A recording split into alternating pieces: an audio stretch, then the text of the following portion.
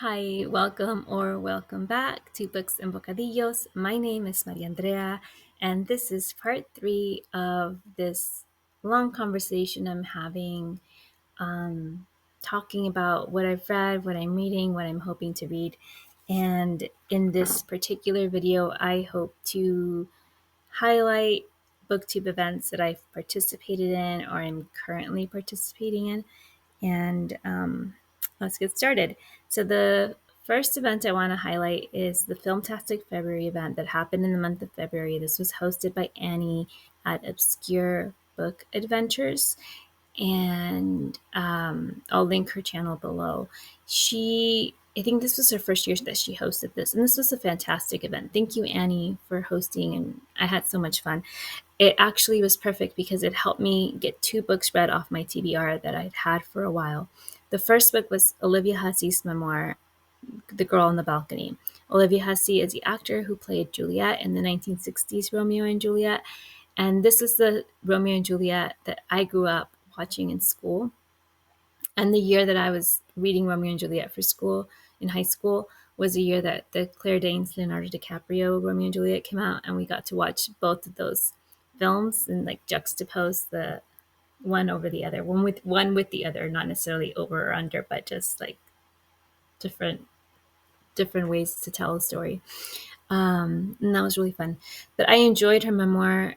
At the beginning, it kind of takes her a little while to find her voice and her rhythm, and I can understand that because there's so much to share, like a life well lived, well loved, a lot of loss and heartbreak and failure, but a lot of wins and a lot of success. And how do you like structure it all and like tell us like decades of like life and career, and love, and eventually she finds her rhythm, and you really start to like hear her voice, and that was really nice. And she included photos and was candid about some things. So I overall enjoyed the memoir.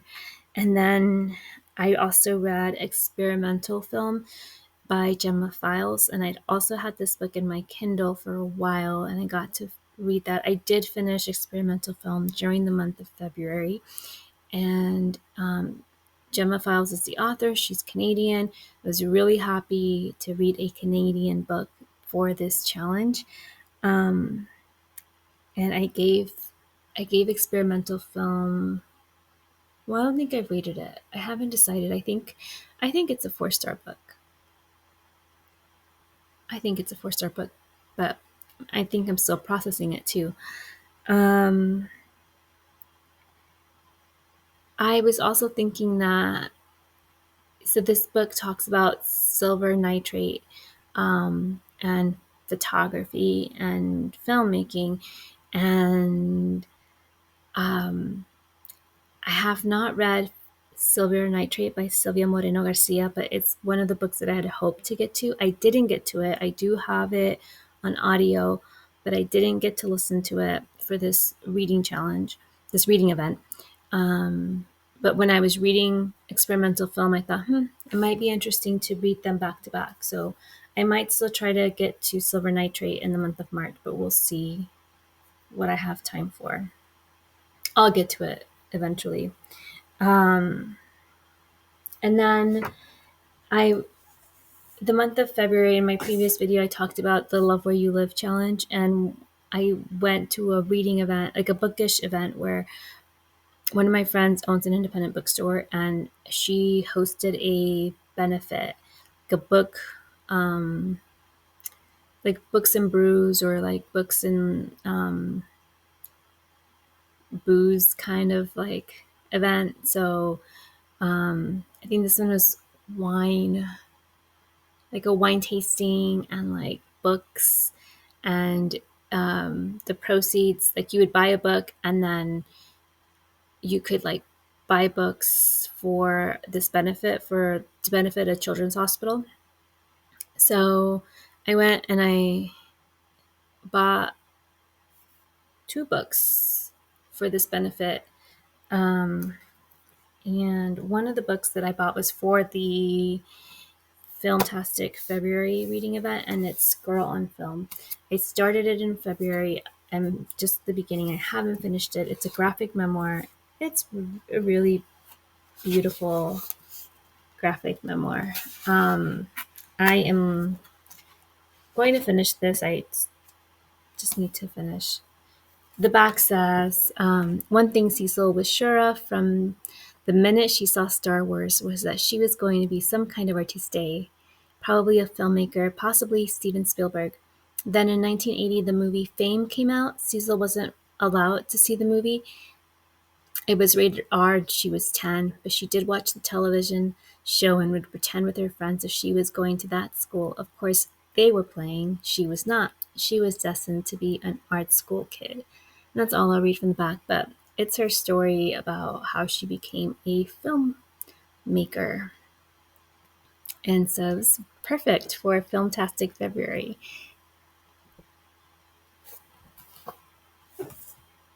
That was Filmtastic February. Garbaugust 2.5 was a fail.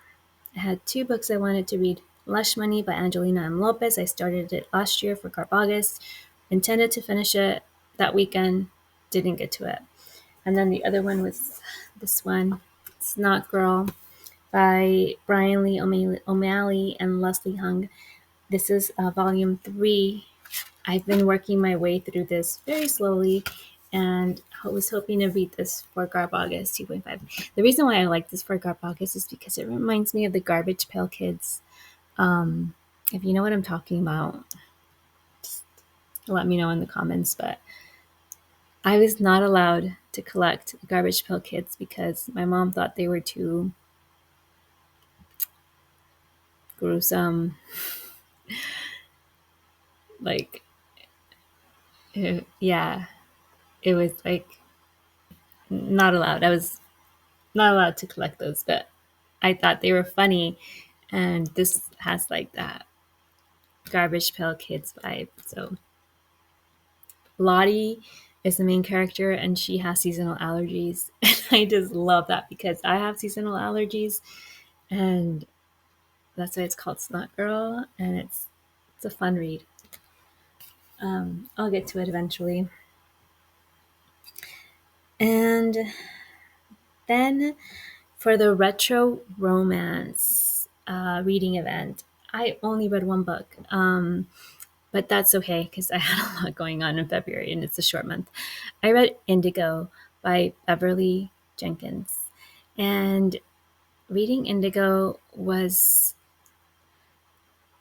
good timing because I was also reading Homegoing. Homegoing, I've talked about in my the part 1 of this conversation. It's a very intense read. And Beverly Jenkins' Indigo, I listened to on audio, and it was funny. I thought it was so funny. It was entertaining, and it kind of has been the like I'll read Homegoing and then I'll put it down, and then I would listen to Indigo, and it would maybe not lighten the mood, but it was telling a story about slavery through romance, through a love story, through a romance story. And, it got to a point when I was listening to it, I was like, another romance scene, like there's too many, like these people get a room. Like it just kind of felt that way. I was really like, eh. I'm like done. Like, can we just focus on the historical fiction part of it? I really enjoyed that it was historical fiction romance. I enjoy historical fiction genre literature. So I really enjoy like historical fiction horror, and I enjoy historical fiction romance. And it did get a little bit like a little much for my taste, but it was funny. The narration was funny. I would like to see this adapted. Like, I would want to see an adaptation of Indigo.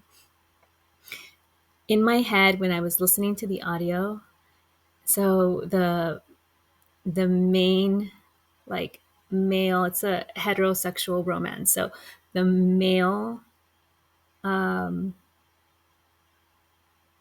protagonist, he kind of sounded like Pepe Le Pew. So in my head, I imagine him like, think of Pepe Le Pew, the accent and like the like ego, but like also a combination of that, like cartoonish, but also like I grew up watching like 1950s, 1960s black and white Mexican film, like in these like machista, macho men with like mustaches and very like grand and like, like I guess like think like a Western, like that cowboy ideal, like that macho, like I'm gonna rescue the woman, right? And the damsel in distress and like the big old mustaches. Like I am this with this character in my head. It's like a skunk with a mustache. So I just kept laughing when I was listening to him. Like, oh my gosh, this Galen guy is just such a funny guy. Like, I don't know. I want to see the adaptation. Um, I liked it. I had fun. It was entertaining. I could do with less of the smut, but all in all, entertaining. I don't know, rating, I don't know. I'm still processing these books, so it's hard. I did enjoy it.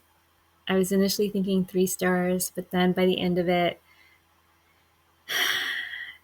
I think the trope was successful. Like it all was in service of a trope, and it was like initially I thought like 3 stars, and then I was like by the end of it, I kind of was leaning more towards 4 stars. But I don't know. I haven't really decided. I'm still processing everything, but it was like it was like kind of felt like the Cinderella trope, like rich, rich guy, a lot of money, comes in and sweeps the poor girl who has agency, doesn't know she has agency, and just kind of like sweeps her off her feet. So I don't know. It was fun. It's a fun read. And then for March, I'm hoping to do middle grade March. The group read is The Mona Lisa Vanishes by Nicholas Day. I don't have that book yet. I hope I get a chance to find it somewhere. I don't want to purchase it because if I can get it out of the library or on Everend, I will. But I haven't searched for it on Everend, and haven't been to the library yet this month. And then I have my books here. So this is my very tentative middle grade TBR. For one word prompt, I have Pony by RJ Palacio. For the debut, I have Roll With It by Jamie Sumner on Everend. And for diaspora, I have Inside Out and Back Again by Thannha. And this is a National Book Award and a Newbery Honor book. So I'm excited for that one. For animal cover, I have When You Trap a Tiger by Keller. And for Misdoubt, I have The Same Stuff as Stars by Katherine Paterson. This one I meant to read in October for a book club with the Women's Storybook Project. The Women's Storybook Project is a Texas project. I signed up to volunteer, but I haven't been able to volunteer because most of their visits are like north of me, and I'm in South Texas, and I haven't been able to go out to like do the trainings and get involved So I try to join their book club. I haven't been successful. I've picked up the books, but I haven't made it to the meetings. And this, I didn't make it to the meeting because I didn't get to read this book. And so I missed out on this one, and I really want to read it. Angel Morgan needs help. Her dad is in jail, and her mother has abandoned Angel and her little brother Bernie at their great-grandmother's crumbling Vermont farmhouse. Grandma spends most of her time wrapped in a blanket by the wood stove. She can barely take care of herself. There's no way she can care for two kids. That's left up to Angel, even though she's not even 12 yet. In this dreary world of canned beans and peaches, of adult worries and loneliness, there is only one bright spot, a mysterious stranger who appears on clear nights and teaches Angel all about the stars and planets and constellations.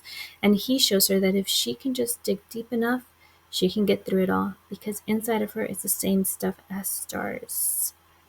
So the Women's Storybook Project is a nonprofit agency, and they go and they visit with female incarcerated women, and they help the moms, like these women who have children, and the women are incarcerated, so they help the moms read stories to their kids, and then those so the moms are recorded reading a story to their children, and those recorded stories get sent to the children, and so they can hear their mom's voice reading them a story. And I think that's such a lovely thing. And I have a heart for like reading stories about family separation due to incarceration. I read the Zoe Washington book a couple of years ago, and I really liked it, and so I'm really wanting to read this. And these are all books that have been on my shelves for a while, so this would count towards my Read What You Own challenge, and I hope I can get through them. Middle grade tends to be easy to read and not as daunting, so I'm really looking forward to it. And then I'm also doing the Week of Weird, and I am reading Buddy Reading with Crystal from Fiber Artsy. Also plan to sprinkle in some short stories. I have Aimee Bender queued up, and I have her books in my living room. I have this one, Valleyesque by Fernando A. Flores. I've started it. It's a collection of short stories, and you know how I am with short stories. I kind of just pick and choose and like popcorn read through it. So I will finish off. There's a lot of dog ears in my book. I have really enjoyed this collection. So I will probably pick this up. I might just read an excerpt during the Week of Weird if I get to it. And then I'm also doing the Fierce Reads for in honor of International Women's Day, which was today. Happy International Women's Day. I'm hoping to read Violeta. I got it out of the library. I'm hoping to get to it. Violeta by Isabel Allende. I don't know. I'm going to try. That's all I can say. I'm going to try. And that's it. Those are the Booktube events that I've done or I'm looking forward to engaging with in the month of March. Thank you so much for watching. This wraps up my conversation, and then the next videos that you'll get from me, I'm hoping to do a video in which I update you on the Read What You Own challenge and how that's going. That was inspired by Farah at Bookstalgic. And then I am also working on a book review and maybe an original tag. So I will talk to you soon. Hasta la próxima. Bye.